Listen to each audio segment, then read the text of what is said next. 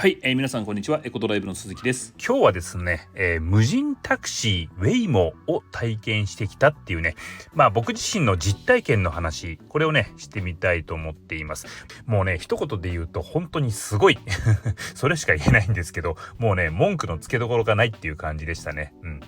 で、ウェイモっていう会社がね、その無人タクシーでやってる会社の現在のその最大手にあたる、会社なんですけど、このウェイモってね実はGoogle の親会社、アルファベットっていう会社ですね。それの、傘下の会社にあたるんですね。で、これまではね、アリゾナとか、サンフランシスコでねテスト走行を行ってて、でロサンゼルスにね、いよいよ進出してきたわけなんですけどもね、それがね今年の3月だったんです。だからまだねロサンゼルスでサービス開始してまだ5ヶ月ぐらいなんですけども、でウェイモのねアプリを何ヶ月か前にダウンロードしたんですけどもね、ずっとねウェイティングリストになっててね、ずっと使えなかったんですよ。で待ちの状態だったんですね。でついねこの間ようやく使えるようになったんですよ。この無人タクシー利用できる場所なんですけど、ロサンゼルスならどこでもいいってわけじゃなくて、エリアがね結構制限されてるんですね。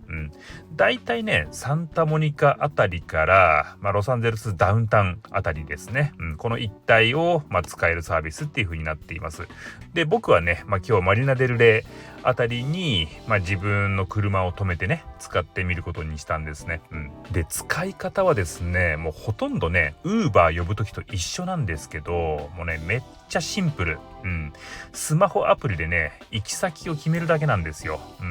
で今回はねあんまり遠くに行ってもらってるのがあったんで、自分がいたところからだいたいね4マイル先ぐらいのところをね、目的地にしてみました。まずね目的地を指定するじゃないですか。そうするとねいきなり金額が出るんですよ。で僕の場合はね24ドルでしたね。円換算するとね3500円とかですかね、今のレートだと。で値段の感覚としてはねそんなに安くないなと、ウーバーとかとそんなに変わらないなっていう風な印象を受けましたね。で、値段が表示されて、でリクエストっていうボタンが出るんですけど、それを押すとね、自分が待ってるここに着く時間が表示されます。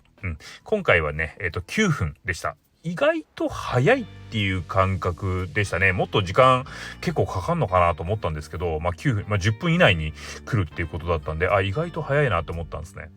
で待ってたらですねやってきましたよ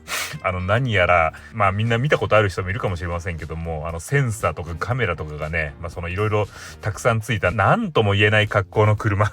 なんですけどね、あれが到着しました。いや当たり前なんですけどね、本当に無人なんですよ。誰も乗ってない、なんかすんごい変な感覚誰も乗ってない車がファーっと来て、しかも電気自動車だからですね音がしないんですよね。でさーっと来て、で止まるんですよ、ピシャって。でお客さん名、僕、トニーっていう名前でやってるんで、トニーさんみたいな形でこう書いてあるんですね、車に。で、到着するとですね、どうやってドア開けるのって一瞬なるんですけど、アプリでねドアをアンロックするんです。そうするとね後ろのドアがパコってこう開くんですね。で後ろのドアからね中に乗り込んで、でシートベルトまずするんですね。シートベルトをして、でスタートっていうボタンをね押すと発進します。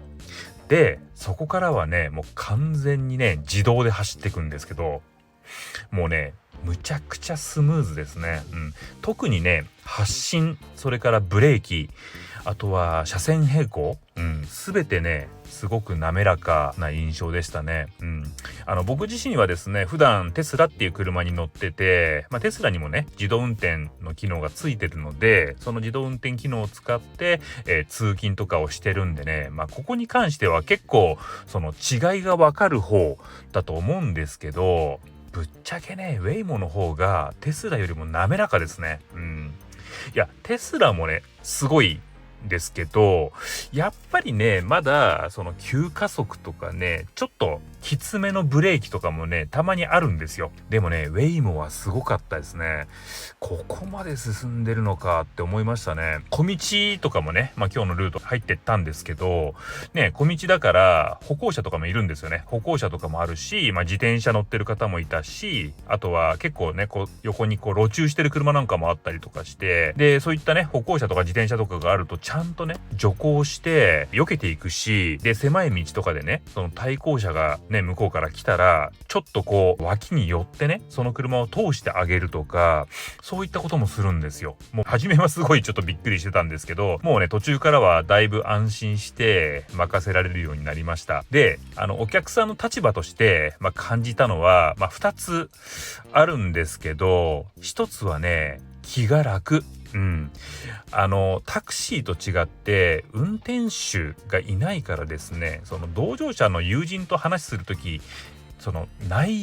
話の内容に気を使わなくていいんですよ。で大声で喋ったって誰にも迷惑かかんないんですよね。これタクシーのその運転手さんいるとちょっとやっぱりねその気になるじゃないですか。気を使うじゃないですか。話してる内容とか当然ね耳から入ってくるから聞こえてるわけで、その気が楽だったっていうことですね。で2つ目はね、チップがかからない。ウーバーとかだとチップ必ず払うじゃないですか。あれ結構バカにならなくないですか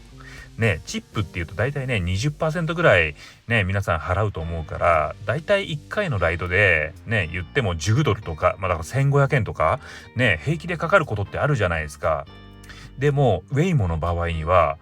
無人タクシーなんで運転手さんいないんですね。だから運転手さんいないからそもそもチップっていうものがないんですね。だからそのまんまの金額で終わりっていう感じで、目的地についてねもうあとはもう本当に降りるだけなんです。支払いはもうアプリ上で済んでるんでね、もうね何もすることがないんですね。いやほんとすげえなと思いましたよ。もうねはっきり言って近い将来のタクシーはこれ一択だとね本当に思いました。